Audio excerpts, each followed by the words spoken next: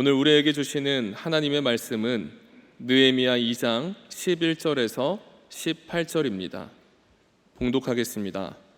내가 예루살렘에 이르러 머무른 지 사흘 만에 내 하나님께서 예루살렘을 위해 무엇을 할 것인지 내 마음에 주신 것을 내가 아무에게도 말하지 아니하고 밤에 일어나 몇몇 사람과 함께 나갈새 내가 탄 짐승 외에는 다른 짐승이 없더라. 그 밤에 골짜기 문으로 나가서 용정으로 분문에 이르는 동안에 보니 예루살렘 성벽이 다 무너졌고 성문은 불탔더라. 앞으로 나아가 샘문과 왕의 못에 이르러서는 탄 짐승이 지나갈 곳이 없는지라. 그 밤에 시내를 따라 올라가서 성벽을 살펴본 후에 돌아서 골짜기 문으로 들어와 돌아왔으나 방백들은 내가 어디 갔었으며 무엇을 하였는지 알지 못하였고 나도 그 일을 유다 사람들에게나 제사장들에게나 귀족들에게나 방백들에게나 그 외에 일하는 자들에게 알리지 아니하다가 후에 그들에게 이르기를 우리가 당한 공경은 너희도 보고 있는 바라. 예루살렘이 황폐하고 성문이 불탔으니 자 예루살렘 성을 건축하여 다시 수치를 당하지 말자 하고 또 그들에게 하나님의 선한 손이 나를 도우신 일과 왕이 내게 이른 말씀을 전하였더니 그들의 말에 일어나 건축하자 하고 모두 힘을 내어 이 선한 일을 하려 하매. 아멘. 사랑하는 성도 여러분, 오늘 말씀에서 느헤미야는 외친 말씀 하나가 있습니다. 일어나 성을 건축하자. 이 말은 단순히 오래전 예루살렘 성벽 이야기로 그치는 말이 아니라고 하는 것입니다. 왜냐하면 삶의 다양한 곳에서 우리의 삶도 무너진 성벽을 보기 때문에 그렇습니다. 여러분 혹시 가정에서 가족 간에 오해가 쌓이고 그러다 보니 신뢰가 깨진 적은 없습니까? 우리가 일하는 일터 가운데 일하는 동료와의 심한 갈등으로 회사를 그만둔 적은 없습니까? 교회 공동체에서 사랑하고 섬기며 나아가는데 오히려 관계의 어려움으로 교회에서 멀어진 적은 없습니까? 무엇보다도 바쁘다는 핑계로 기도와 말씀의 생활이 느슨해지는 하나님과 나와의 관계를 말하는 신앙의 그 성벽이 조금씩 허물어지고 있지는 않습니까? 이 성벽이 무너진다는 건 단순히 돌덩어리가 흩어지는 것이 아닙니다. 신앙과 공동체의 토대가 흔들리고 있다는 것입니다. 우리의 눈에 보이진 않지만 영적인 성벽이 무너진다는 것은 곧 우리의 삶 전체를 위협하고 있다는 것입니다. 그러므로 느헤미야가 외쳤던 그 외침, 성벽을 다시 재건하자라고 하는 것은 예루살렘 성벽 그 이상의 이야기라고 하는 것입니다. 한 걸음 더 나아가 우리 하나님께서 삶 속에서 무너진 성벽을 다시 세우라, 저와 여러분을 이 시간 부르고 있다는 것입니다. 그렇다면 우리가 어떻게 삶 속 무너진 성벽을 다시 재건할 수 있을까요? 오늘 말씀의 주인공 느헤미야가 보여주었던 영적 리더십을 중심으로 상고해 보려고 합니다. 흥미로운 사실 하나가 있는데요. 이스라엘이 바벨론으로부터 멸망한 이후 지금 100년이 지나가고 있습니다. 그런데 그때로부터 지금까지 예루살렘 성벽은 여전히 무너져 있다는 것입니다. 많은 지도자가 있었지만 아직까지 그 성벽을 재건한 사람이 없다는 거예요. 물론 생각해 보면 1차 포로 귀환 리더였던 수룹바벨은 예루살렘 성전, 교회를 재건하는 일에 힘을 썼고요. 두 번째 리더였던 에스라는 그 가운데 필요한 말씀과 기도운동, 회개운동, 성경 공부에 힘썼다 말할 수 있습니다. 그리고 비로소 3차 포로 귀환 리더였던 느헤미야가 비로소 이것을 자신의 사명으로 여겼음을 보게 되는 것입니다. 이 사랑하는 성도 여러분, 우리가 이것을 통해 무엇을 하나 깨닫게 되는가? 하나님께서 때가 되니 느헤미야라고 하는 사람을 세우시는구나. 그리고 하나님께서 그의 마음속에 성전 재건이라고 하는 소망을 부어 주시는구나 엿보게 되는 것이죠. 주님의 일은 특별히 누구의 때에 이루어지는가? 저와 여러분, 우리의 때가 아니라는 거예요. 주님의 때에 하나님의 나라를 이루어 가시는구나 보게 되는 것입니다. 여러분, 느헤미야 2장 12절 말씀인데요. 같이 한번 읽겠습니다. 내 하나님께서 예루살렘을 위해 무엇을 할 것인지 내 마음에 주신 것을 내가 아무에게도 말하지 아니하고. 아멘. 그러니까 느헤미야는 하나님이 주신 마음이 있었어요. 소망이 있었습니다. 그것으로 가득한 사람이었습니다. 그 핵심이 바로 무너진 예루살렘 성벽을 다시 재건하는 일이었습니다. 그래서 그는 그 사명을 품고 예루살렘으로 돌아온 것이죠. 그리고 그들과 함께 그 비전을 나누게 되는 것 아닙니까? 그러니까 결과적으로 하나님께서 주신 사명과 비전이 우리의 남은 인생을 이끌어 가는구나 엿보게 된다는 것입니다.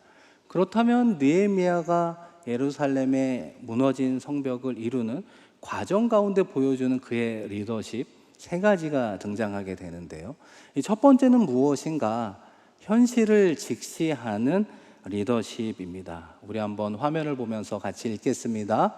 현실을 직시하는 리더십. 느헤미야는 분명히 하나님으로부터 받은 마음이 있었죠. 사명이 있었습니다. 그럼에도 불구하고 그가 예루살렘에 도착한 후 3일간 구체적인 재건 행동은 하지는 않았습니다. 우리가 추측하건대 느헤미야가 기도하며 하나님의 선한 발걸음을 구했을 것으로 보입니다. 그리고 무엇을 했을까요? 실제로 들었던 무너진 성벽의 상태가 어떠한지, 예루살렘의 상황이 어떠한지 직접 눈으로 보고 그 상황을 객관적으로 파악하기 위함이었습니다. 그래서 밤에 홀로 그는 무너진 성벽을 살펴보고 불탄 성문을 보고 또한 이스라엘 성읍을 둘러보게 되었다는 것입니다. 그리고 나서 아무런 과감 없이 그 내용을 이스라엘 백성들에게 공개하기 시작을 합니다. 여러분, 이어지는 17절 말씀도 한번 같이 읽겠습니다. 우리가 당한 공경은 너희도 보고 있는 바라.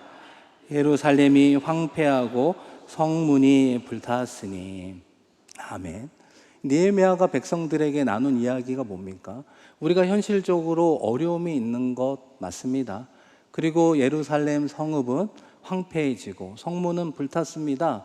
성벽은 오랫동안 재건되지 못하고 있습니다. 어떻게 보면 아픔 그 자체를 그들과 함께 공유하는, 현실을 직시하는 모습을 보게 된다는 것입니다. 이 사랑하는 성도 여러분, 그런 면에서 우리도 회복으로 가는 첫 번째 발걸음은 무엇인가? 우리의 문제, 우리의 상황을 직시하는 것으로부터 시작이 된다는 거예요. 그런데 시간이 흐르면 흐를수록, 나이가 들면 들수록 왜 이 부분에 있어서 잘 이루어지지 못하는가 생각해 보면 실패를 인정하고 싶지 않은 마음 때문일지도 모르겠습니다. 오랫동안 묵혀두었던 내 마음의 깊은 상처를 끄집어낸다는 것 자체가 너무나 고통스럽다는 거예요. 너무나 두렵기 때문일지도 모릅니다. 여러분이 보아야 되는 그 현 상황을 직시하지 못하는 또 다른 이유가 무엇이 있습니까?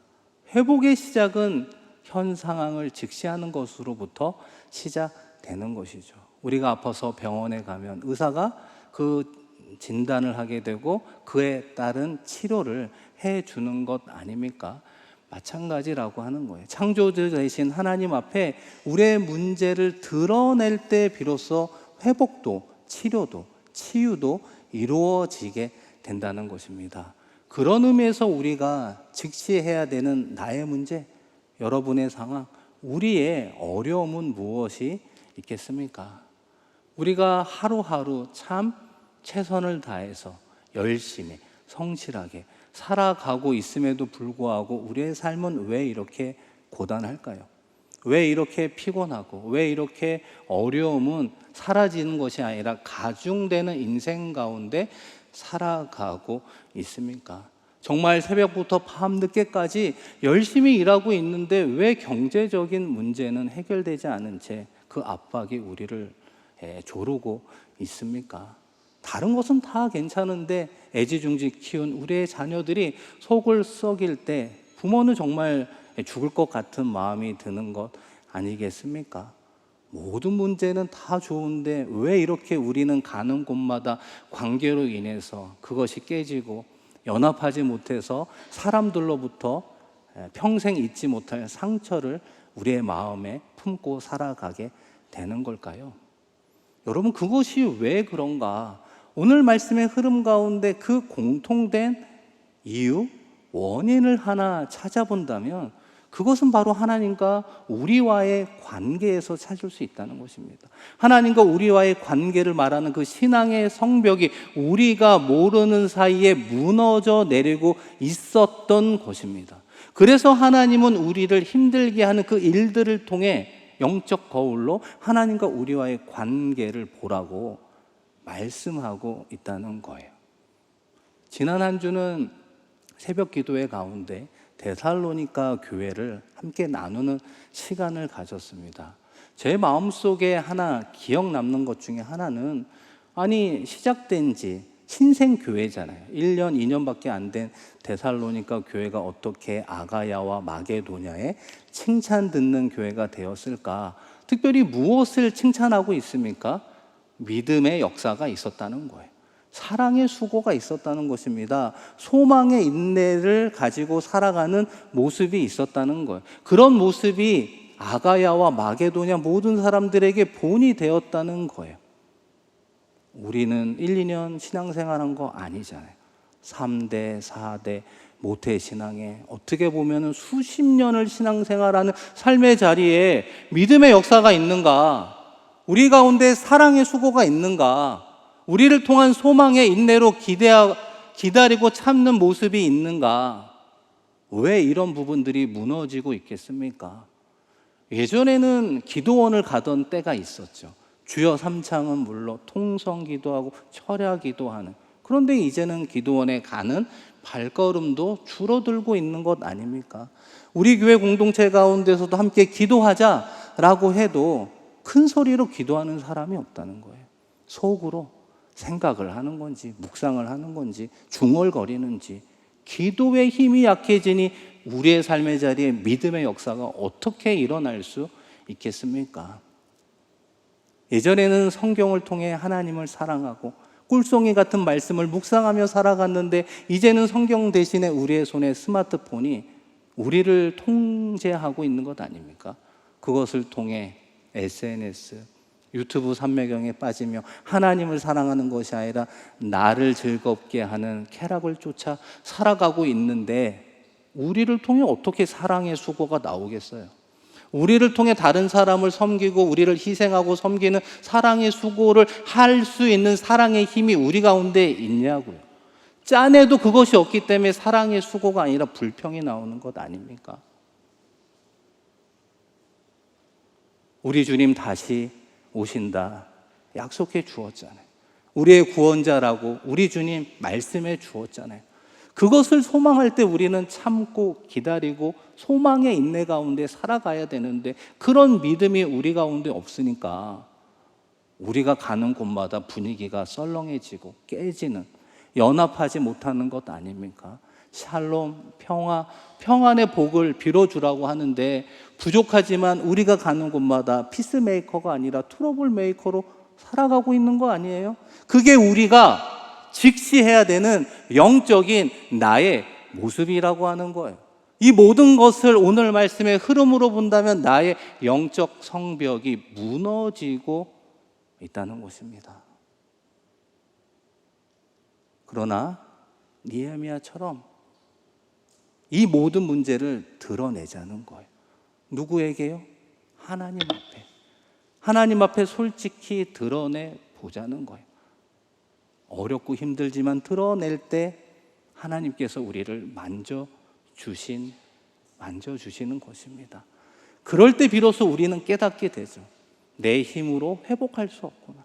내 능력으로 해결할 수 없구나. 하나님을 의지하게 되는 거죠. 하나님과 동행하는 삶에 집중해야겠구나. 하나님과 남은 인생 동행할 때 우리가 승리할 수 있는 거구나. 회복의 첫걸음을 내리게 된다는 것입니다. 오늘 느헤미야를 통해 배우는 두 번째 리더십은 무엇입니까? 비전을 제시하는 리더십.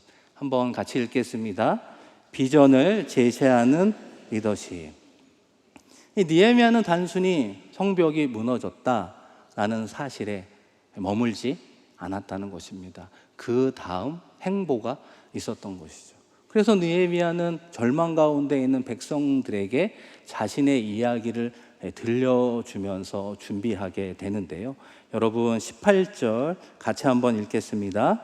또 그들에게 하나님의 선한 손이 나를 도우신 일과 왕이 내게 이른 말씀을 전하였더니. 아멘. 느헤미야는 절망 가운데 있는 이스라엘 백성들에게 두 가지를 이야기했대요. 첫 번째는 하나님이 자신에게 주신 마음, 사명, 비전을 함께 나누었던 것 같습니다. 그리고 또 페르시아 왕이 나를 이곳에 보내는 것을 허락하시고 그 가운데 함께 하셨던 하나님의 권능의 손이 어떠함을 그들에게 증거로 이야기했다는 거예요. 그러다 보니까 이스라엘 백성들의 마음속에 다시 한번 확신과 용기로 가득 차게 되었다는 것입니다.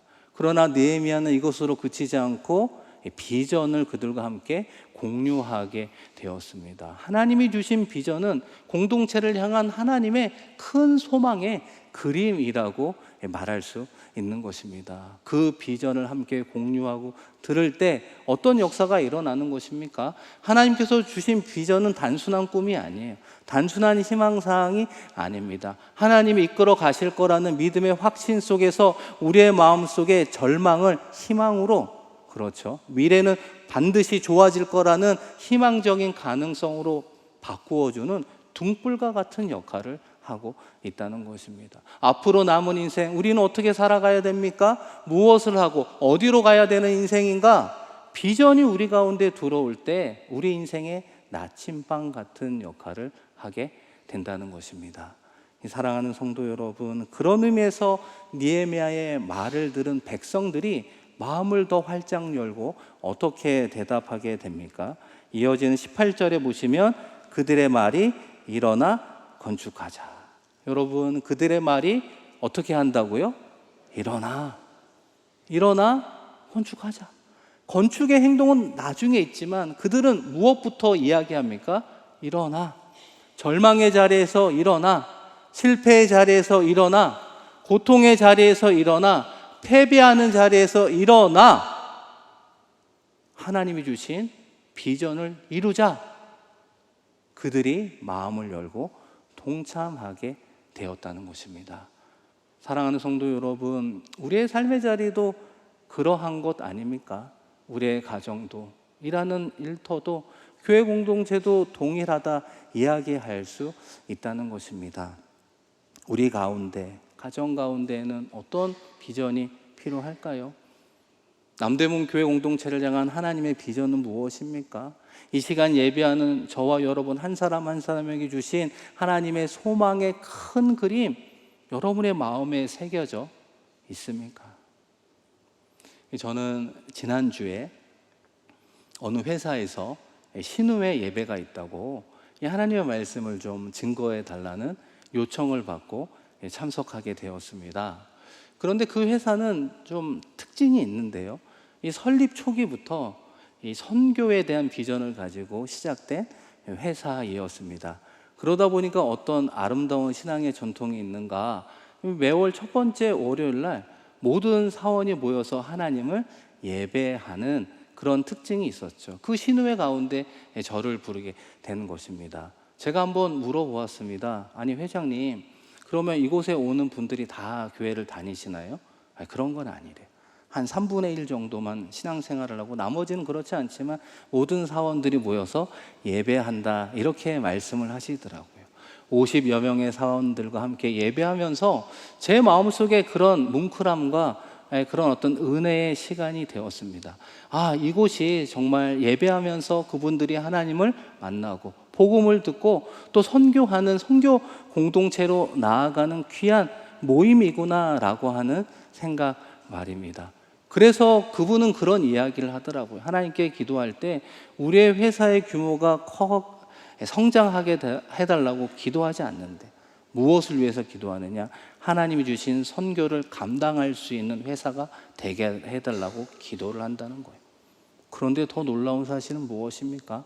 내년이면 40년이 되는 그 회사 과정 가운데 어려움이 왜 없었겠습니까? 그럴 때마다 그 회장 역할을 하시는 그 장로님이 하나님이 주신 선교의 비전을 붙잡고 기도하는 것이죠.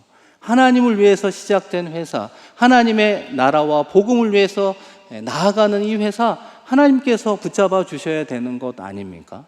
그래서 하나님의 놀라운 축복을 받았고 지금도 아프리카 여러 나라에 복음을 증거하는 이 크리스찬 기업으로서의 역할을 감당하고 있다는 것입니다. 이 사랑하는 성도 여러분, 이런 문장이 있습니다. 비전이 없는 사람은 현실에 눌리지만 비전이 있는 사람은 현실을 딛고 일어선다. 세상의 비전도 절망보다는 희망으로 현실을 딛고 일어서는데 하나님이 저와 여러분에게 주신 비전이 우리 가운데 확고하다면 그 비전은 절망을 넘어 희망으로만 나아가는 것이 아니라 그 남은 일정도 하나님과 함께함으로 승리의 발걸음을 내딛게 된다는 것입니다. 마지막으로 느헤미야가 보여준 리더십이 무엇이 있습니까? 함께할 때 가능한 리더십. 우리 한번 읽겠습니다. 함께할 때 가능한 리더십. 느헤미야는 성전 재건을 혼자 감당하지 않았습니다. 물론 하나님으로부터 받은 사명과 비전을 공유하며 그들의 마음을 얻었습니다. 그런데 백성들의 함께하는 부분으로 열매를 맺게 된다는 것입니다. 여러분 18절 말씀인데요. 같이 한번 읽겠습니다. 모두 힘을 내어 이 선한 일을 하려 하매. 아멘. 여러분 백성들이 느헤미야의 말에 반응하는 모습을 한번 상상해 보십시오.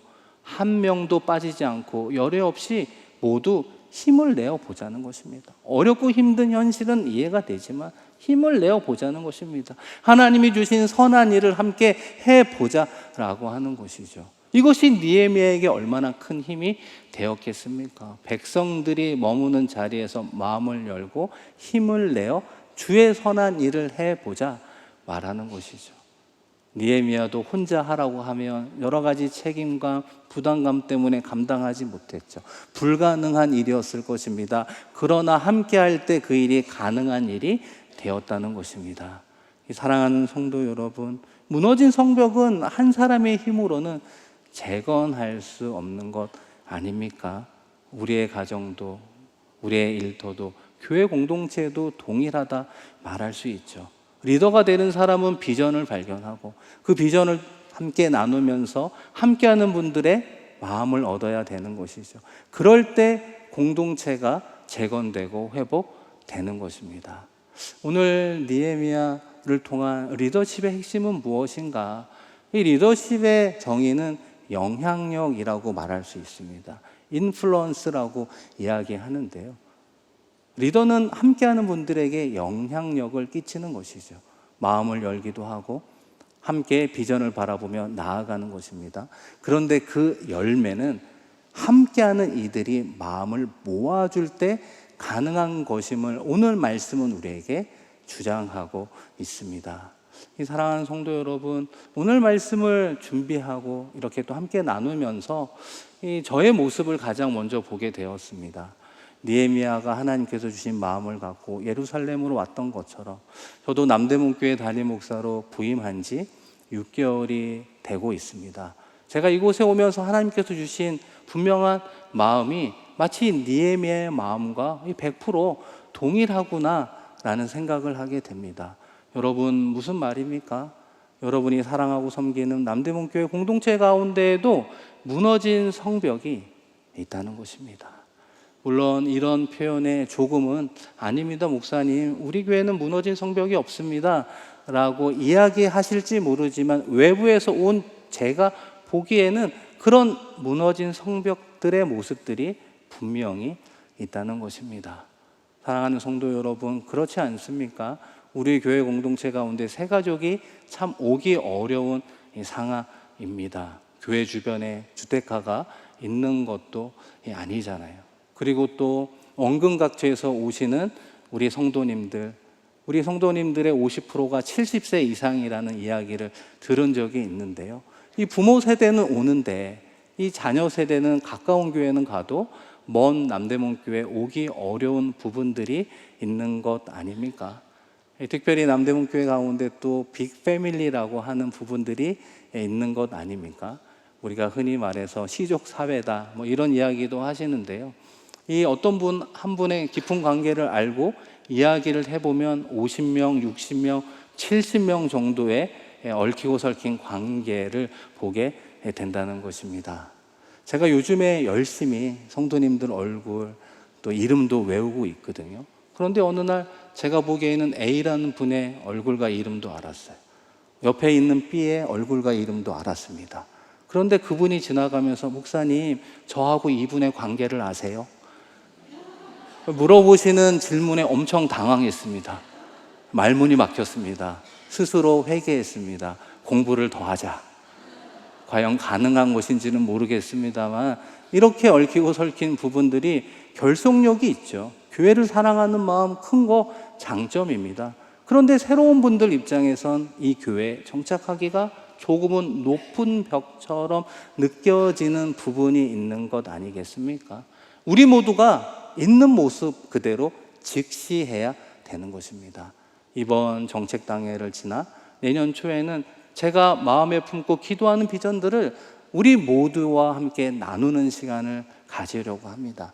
그렇죠. 참석해 주시고 들으시고 질문해 주시고 응원해 주십시오. 그런데 그것의 열매, 그것의 성공 여부는 누구에게 달렸다고요? 저에게 달린 것이 아니라 여러분에게 달려 있다는 것입니다.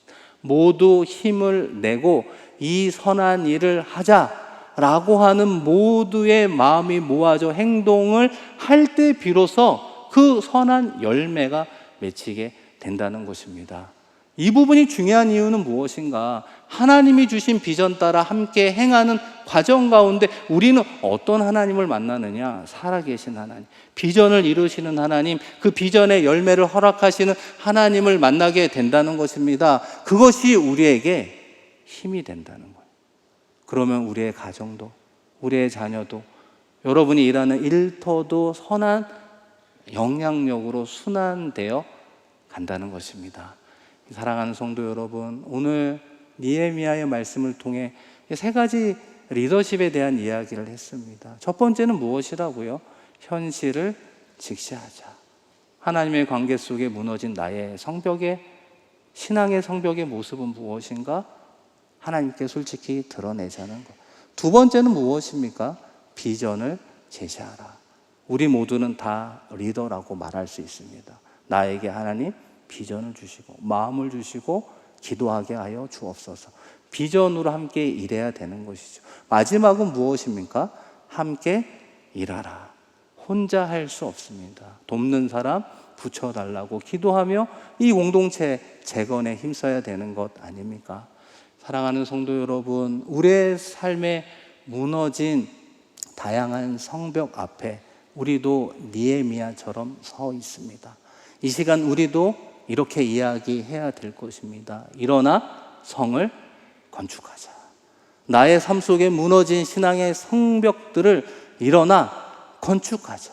하나님 비전을 주시고 비전을 함께 나눌 수 있는 사람들을 주시고 힘과 용기를 더하여 주셔서 삶 속에 무너진 성벽을 재건하게 하여 주시옵소서. 하나님의 영광이 되는 삶을 살아가겠습니다. 고백하며 삶의 자리에서 승리하는 저와 여러분 되기를 주님의 이름으로 축원드립니다.